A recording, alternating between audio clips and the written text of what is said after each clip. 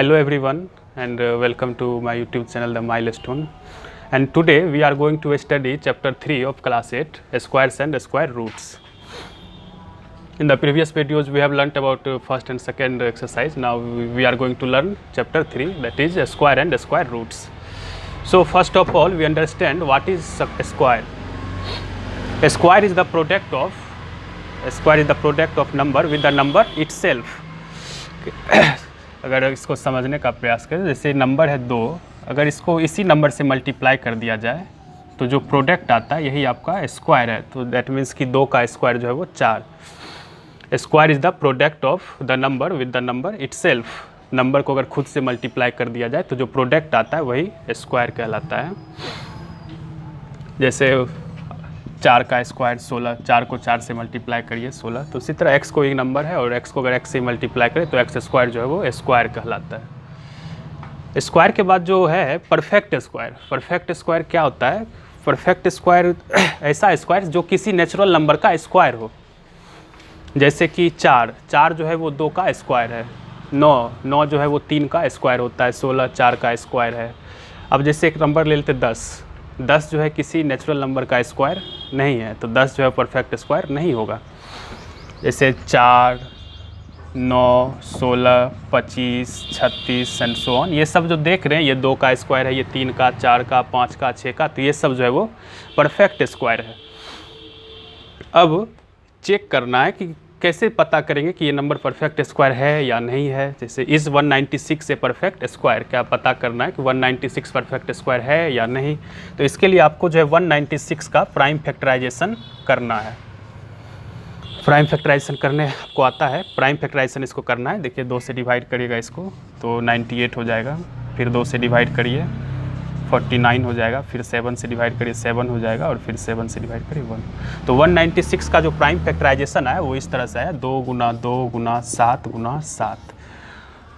Perfect square होने के लिए जो भी नंबर है उसके प्राइम फैक्टर्स हमेशा पेयर में होने चाहिए. जैसे यहाँ 2 का पेयर है और 7 का भी एक पेयर है, तो ये दोनों नंबर्स पेयर में है, इसलिए 196 जो है वो परफेक्ट स्क्वायर है. लेट्स सपोज कि यहाँ अगर इस तरह से हो जाता मल्टीप्लाई 3, अगर यहाँ ऐसे लिखा हुआ होता तो 2 तो पेयर में है, 7 भी पेयर में है, लेकिन 3 का पेयर नहीं है. इसलिए अगर किसी नंबर का प्राइम फैक्टराइजेशन इस तरह से आता है जिसमें कोई भी नंबर एक ऐसा है जिसका पेयर नहीं है तो वो परफेक्ट स्क्वायर नहीं होगा. तो अब आगे बात करते हैं, कुछ प्रॉपर्टीज़ हैं परफेक्ट स्क्वायर्स की. अब परफेक्ट स्क्वायर है तो उसके कुछ प्रॉपर्टीज़ हैं जिसके बारे में बात करते हैं. जो इम्पोर्टेंट वंस है उसको मैंने यहाँ नोट किए हैं. A number ending with 2, 3, 7, 8 और odd number of zeros is never a perfect square. इसका मतलब ये हुआ कि किसी नंबर की यूनिट डिजिट पे अगर 2 हो, 3 हो, 7 हो या 8 हो या उसके लास्ट में odd number of zero जो मतलब 3 जीरो हो, 1 जीरो हो, तो वो सब कभी परफेक्ट स्क्वायर नहीं हो सकता है. जैसे एग्जांपल अगर हम आपको बताएं, एक नंबर लिखा हुआ है इस तरह से, कितना भी बड़ा नंबर लिखा, लेट्स सपोज इसको और बिगड़ कर देते हैं. अब इसके लास्ट में यूनिट डिजिट पे हम देख रहे हैं 2 है. क्या है? 2. तो ये कभी भी परफेक्ट स्क्वायर नहीं हो सकता है.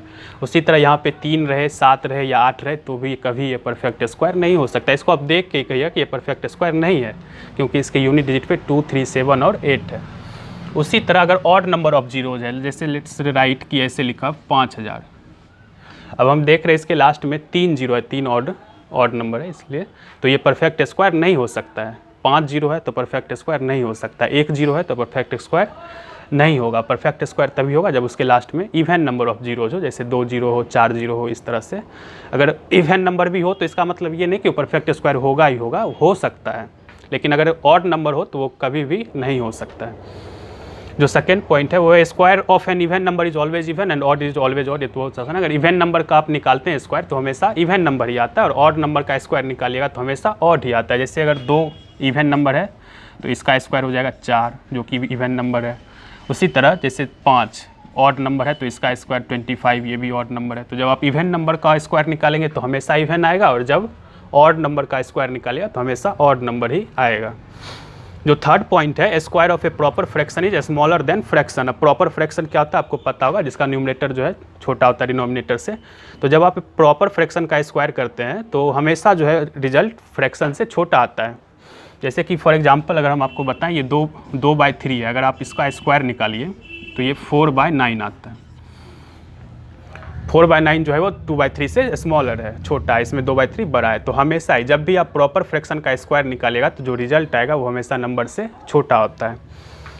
जो नेक्स्ट पॉइंट है, for every natural number n + 1 whole square minus n square is equal to n + 1 + n। अब ये क्या है, ये है कि अगर जब आप कोई दो कंजिक्यूटिव नंबर्स के स्क्वायर्स को सब्ट्रैक्ट कर रहे हैं तो उसका आंसर आपको सीधे दोनों नंबर को ऐड कर देना है। अगर एग्जांपल से इसको समझें कि अगर आप लेट सपोज कि 5 का स्क्वायर माइनस 4 का स्क्वायर, ध्यान रखें दोनों कंजिक्यूटिव नंबर्स होने चाहिए लगातार। तो इसका स्क्वायर निकालने के लिए आपको ये नहीं करना है कि 5 का स्क्वायर 25, 4 का 16, फिर 25 में 16 घटाइए 9, इस तरह से नहीं। आपको बस जब दो कंजिक्यूटिव नंबर्स को स्क्वायर्स का सम डिफरेंस निकालना है तो आपको जो है दोनों नंबर्स को सिर्फ ऐड कर देना है। इसका आंसर हो जाएगा 5 + 4 यानी 9। चूँकि आप आसान था तो इसको आप ऐसे भी कर पा रहे होंगे, 25 - 16 9। लेकिन जब नंबर्स बड़े होंगे, लेट्स टेक अनदर एग्जांपल कि अगर नंबर इस तरह से लिखा हुआ है 37 स्क्वायर माइनस 36 स्क्वायर, तो अब इसका स्क्वायर करके इसको सब्ट्रैक्ट करना बहुत मुश्किल होगा। तो इसलिए इसको आसान करने के लिए इसको आप सीधे ऐड कर दीजिए। अगर दो कंजिक्यूटिव नंबर्स के स्क्वायर को सब्ट्रैक्ट करना है तो आप यहाँ इसका आंसर हो जाएगा 37 + 36 बस, यानी 73। तो जब भी दो कंजिक्यूटिव नंबर्स के स्क्वायर को का डिफरेंस निकालना हो तो आप सीधे जो है नंबर को ऐड कर देते हैं। नेक्स्ट पॉइंट है, sum of first n odd natural number is equal to n square. इसका मतलब है कि अगर पहले n ऑड नंबर का सम हमेशा जो है वो n स्क्वायर होगा। जैसे for example if you right 1 + 3 + 5, ये पहला 3 ऑड नंबर है, 3 ऑड नंबर लिया हमने 1 2 3, तो इसका आंसर हो जाएगा 3 का स्क्वायर यानी 9। उसी तरह अगर यहाँ पे 5 + 7 4 नंबर लिखे हुए होते तो इसका आंसर होता 4 का स्क्वायर 9, 4 का स्क्वायर सॉरी 16। उसी तरह से अगर 5 ऑड नंबर्स लिखे हुए होंगे तो उसका सम होगा 5 का स्क्वायर 25। 10 ऑड नंबर्स लगातार लिखे हुए होंगे इस तरह से तो उसका आंसर होगा 10 का स्क्वायर 100। इसको आपको ऐड नहीं करना है, बस इस प्रॉपर्टीज़ का यूज़ करके आपको सॉल्व करना है। जैसे 1 से 3 5 से 7 9 इस तरह से करके अगर 13 तक लिखा हुआ है, टोटल 13 नंबर्स है, तो आपको सीधा आंसर लिखना है 13 का स्क्वायर यानी 169। नेक्स्ट जो पॉइंट है वह पाइथागोरियन ट्रिपलेट। ये आपने क्लास 7 में भी पढ़ा था। जब किसी भी दो नंबर का स्क्वायर तीसरे नंबर के स्क्वायर के बराबर हो तो उसको पाइथागोरियन ट्रिपलेट कहते हैं। जैसे कि अगर एग्जांपल्स अगर ले इसका तो 3 4 और 5, 3 का स्क्वायर + 4 का स्क्वायर ये बराबर होता है 5 के स्क्वायर। 3 का स्क्वायर 9 और 4 का स्क्वायर 16, 16 और 9 25, ये बराबर है 25 के। तो इसको 3 4 और 5 को हम लोग कहेंगे पाइथागोरियन ट्रिपलेट। अब पाइथागोरियन ट्रिपलेट निकालेंगे कैसे? For number greater than 1, number जो है वो 1 से ग्रेटर होना चाहिए। तो 2m m² - 1 और m² + 1 ये तीनों जो है वो पाइथागोरियन ट्रिपलेट होते हैं। अब इसका क्या मतलब हुआ कि अगर लेट सपोज कि आपको दे दिया कि एक नंबर 12 है पाइथागोरियन ट्रिपलेट में, तो अदर नंबर्स निकालिए।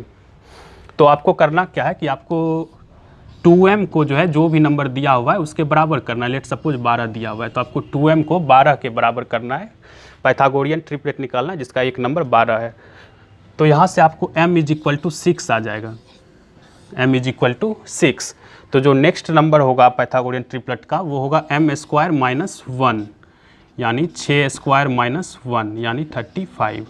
और अनदर नंबर जो होगा वो होगा m² + 1 यानी 6² + 1 दैट इज़ 37। तो इस पाइथागोरियन ट्रिपलेट का नंबर हो जाएगा 12, 35 और 37। इस तरह से आप पाइथागोरियन ट्रिपलेट निकालेंगे। जब भी कोई नंबर दिया हुआ रहेगा उसको आप 2m के बराबर करेंगे और वहाँ से m का वैल्यू निकालेंगे।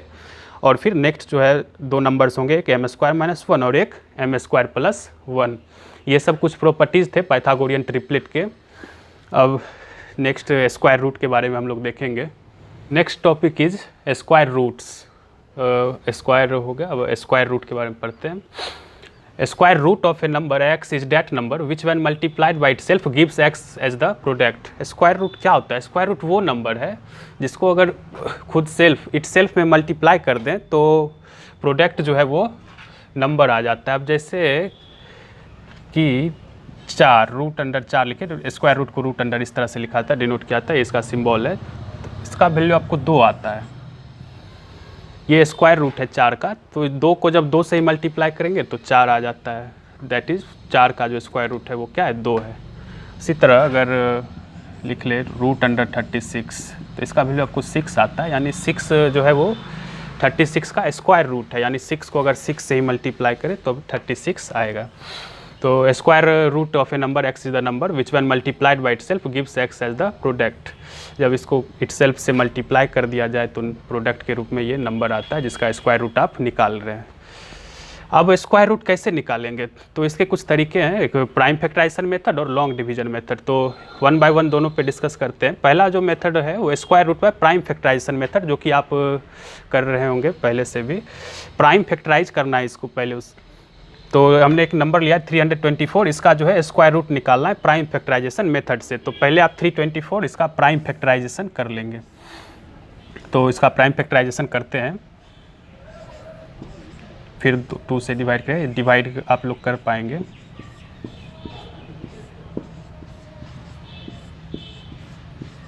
तो हमने 324 का प्राइम फैक्टराइजेशन कर लिया। अब इसके जो भी फैक्टर्स हैं उसको आपको लिखना है। तो 324 का आपने प्राइम फैक्टराइजेशन कर लिया, और जो भी रिजल्ट है फैक्टर्स इसको आपको इस तरीके से लिखना है 2 × 2 × 3 × 3 × 3। इस तरीके से आप लिख लीजिएगा। और सारे नंबर्स जो हैं उसका आपको पेयर बनाना है। पेयर मीन्स 2-2 का पेयर आपको बनाना है। तो यहाँ पे देख रहे हैं 2 का भी एक पेयर है, 3 का एक पेयर है और 3 का एक पेयर है। जब सारे नंबर्स का पेयर हो जाए उसके बाद जो एक पेयर से आपको एक नंबर बाहर की ओर निकालना है और उसको मल्टीप्लाई करना है। जैसे ये 2 का पेयर है तो इससे आपको 2 को बाहर निकालना है। इसी तरह 3 के पेयर से आप 3 को निकाल लीजिए और ये 3 के पेयर से 3 को, और इसको जो है आपको सबको मल्टीप्लाई कर लेना है। 3 3 9 और 2 18, तो डेट इसका आंसर जो है वो 18 हो जाएगा। इस तरह से प्राइम फैक्टराइजेशन मेथड से आपको सॉल्व करना है। जो नंबर्स हैं उसको प्राइम फैक्टर्स आपको सारे निकाल लेने हैं, और उसके बाद जो है उस सब के पेयर्स लगा के और हर एक पेयर से एक एक नंबर जो है वो आपको इस तरीके से बाहर निकालना है। नेक्स्ट जो है वो है square root by long division method. Long division method से स्क्वायर रूट निकालना है। जैसे एग्जांपल हमने लिया है 5329, इसको लॉन्ग डिवीजन मेथड से प्राइम स्क्वायर रूट निकालना है। तो इसके लिए आपको क्या करना है, पहले 2-2 नंबर्स पीछे से पेयर में लगा लेना है। जैसे 29 एक साथ और 53 एक साथ, पीछे से 2-2 नंबर का पेयर लगाना है। लास्ट में अगर एक नंबर भी बच जाए तो कोई दिक्कत नहीं है। उसके बाद इसको आपको डिवाइड करना है इस तरीके से 5329। अब आप यहाँ पे डिवाइड उसी नंबर से करिएगा जिससे कि आपको मल्टीप्लाई भी करना पड़े। जैसे 53 है तो 53 को आप किससे डिवाइड करिएगा, 6 6 जा 36, 7 7 जा 49। तो अगर आप 7 से यहाँ डिवाइड करें तो आपको 7 से भी गुना भी करना पड़ेगा। तो डेट मीन्स 7 से अगर आप यहाँ पे डिवाइड करें तो 7 7 जा 49 हो जाएगा इस तरीके से, और इसको सब्ट्रैक्ट करिए आप 4 हो जाएगा। और आपको जो है फिर 7 और इसको डबल करके यहाँ लिखना है, या यूँ कहे तो इसको और इसको ऐड करके आपको नीचे लिखना है 7 और 7 14 इस तरीके से। और जब आप पेयर लगाए तो ये जो नीचे जो आएगा ये दोनों नंबर एक साथ ही आएगा। अब यहाँ 2 9 एक साथ नीचे आएगा इस तरीके से, और फिर आपको अब डिवाइड करना है इसको। तो 1 4 है और आप जो भी नंबर लिखिएगा यहाँ उसी नंबर से आपको मल्टीप्लाई भी करना पड़ेगा। जैसे अगर 1 4 है, अगर ये 1 लिखते हैं तो 141 हो जाएगा, फिर आपको 1 से ही मल्टीप्लाई करना पड़ेगा। तो इस तरीके से हम देख रहे हैं 1 4 अगर 3 यहाँ पे लिखें तो 143 3 जा 429 इस तरीके से हो जाएगा। तो जो आपका आंसर है वो 73 है। इस तरीके से आपको लॉन्ग डिवीजन मेथड में सॉल्व करना है। एक और ये 10609 है, इसका स्क्वायर रूट निकालना है लॉन्ग डिवीजन मेथड से। तो आपको पहले जो है पीछे से 2-2 नंबर का पेयर जो है वो बना लेना है। जैसे यहाँ 09 इसका पेयर हो जाएगा, 06, और लास्ट में जो भी नंबर एक ही बच गया तो उसका भी पेयर इस तरीके से लगा लेना, और फिर आपको डिवाइड इसको करना है। अब यहाँ देख रहे हैं पहला जो नंबर है वो 1 है, तो आप इसको 1 से ही डिवाइड करेंगे। 1 1 जा 1 इस तरह से। अगर 2 से लगाएं फिर 2 2 जा 4 हो जाएगा, इसलिए आप इसको 1 से ही डिवाइड करेगा। 1 1 जा 1, तो ये इस तरह से यहाँ 0 हो जाएगा। फिर इसको और इसको ऐड करके आप यहाँ लिखिए, ये 2 हो जाएगा। अब जो नेक्स्ट पेयर है वो 06 है, इसको नीचे लाइए तो ये 06 इस तरीके से हो जाएगा। अब ये ऑब्वियसली 6 ही है, ये 0 0 ये आगे कोई वैल्यू नहीं होता है।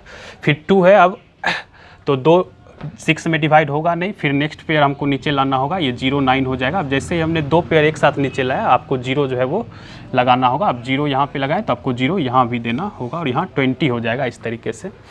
और अब ये जो नंबर है 609, और डिवाइड करना, यहाँ 20 है। अब जैसे 1 से अगर डिवाइड करते तो 201 हो जाएगा, तो 201 1 जा 201 इस तरीके से लगाना होगा। तो हम देख रहे हैं यहाँ पे अगर 3 लिखते हैं तो 203 3 जा 609 इस तरीके से ये हो जाएगा। तो जो आपका आंसर है ये स्क्वायर रूट ये 10609 का वह है 103। उसके बाद जो है वो स्क्वायर रूट ऑफ फ्रैक्शन, मतलब फ्रैक्शन में कोई नंबर लिखा हुआ है, इसका स्क्वायर रूट निकालना है इस तरीके से 225/169। तो आप इसको जो है वो अलग अलग करके लिख सकते हैं। पहले तो आप इसको अलग अलग करके लिखिए। ये हो जाएगा 225 का स्क्वायर रूट बाय 169 का स्क्वायर रूट, और आप दोनों नंबर्स का स्क्वायर रूट जो है वो आप निकाल लेंगे अलग अलग। 225 का स्क्वायर रूट आपको पता है 15 होता है, और 169 जो है वो 13। तो इसका जो आंसर हो जाएगा वो 15/13। तो जब फ्रैक्शन में नंबर लिखा हो रहा है और उसका स्क्वायर रूट निकालना हो तो आप दोनों नंबर्स को जो है वो अलग अलग स्क्वायर रूट में लिख लेंगे, और फिर दोनों नंबर्स का जो है स्क्वायर रूट निकालेंगे, और जो है वही आपका आंसर हो जाएगा। अब एक चीज़ जो है वो ये कि अब डेसिमल में अगर कोई नंबर है, लेट सपोज ये एक एग्जाम्पल था, इसी में अगर डेसिमल दिया हुआ इसी में 53.29, तो आपको कुछ नहीं करना है। नॉर्मल जैसे आप लॉन्ग डिवीजन मेथड से सॉल्व कर रहे हो वैसे ही आपको सॉल्व करना है, बट आपको ये ध्यान रखना है जैसे ही डेसिमल के बाद वाला पेयर जो है वो नीचे आप लाएंगे तो आपको आंसर में जो है वो डेसिमल दे देना है। जैसे 7 7 जा 49 यहाँ हुआ, और यहाँ पे 4 हुआ, और आपको ऐड करके लिखिए यहाँ 14 हुआ। अब नेक्स्ट पेयर देखिए, डेसिमल के बाद वाला पेयर 29 जैसे ही आप नीचे लाइएगा आंसर में आपको डेसिमल दे देना है। डेसिमल के बाद वाला पेयर जैसे ही नीचे आएगा आपको आंसर में डेसिमल दे देना है, और उसके बाद नॉर्मली जैसे अभी आप करते आ रहे हैं वैसे उसी तरह से करना है। अब ये फिर 3 टाइम्स में लगेगा, और 4 2 9, तो इसका आंसर हो जाएगा 7.3 इस तरीके से। अगर डेसिमल लगा हुआ है तो डेसिमल के बाद वाला पेयर जैसे ही नीचे आएगा आपको आंसर में डेसिमल दे देना है। ये थे कुछ लॉन्ग डिवीज़न मेथड, फ्रैक्शन का prime factorization. Now I hope कि आप ये स्क्वायर एंड स्क्वायर रूट जो है वो कर पाएंगे। And thanks for watching.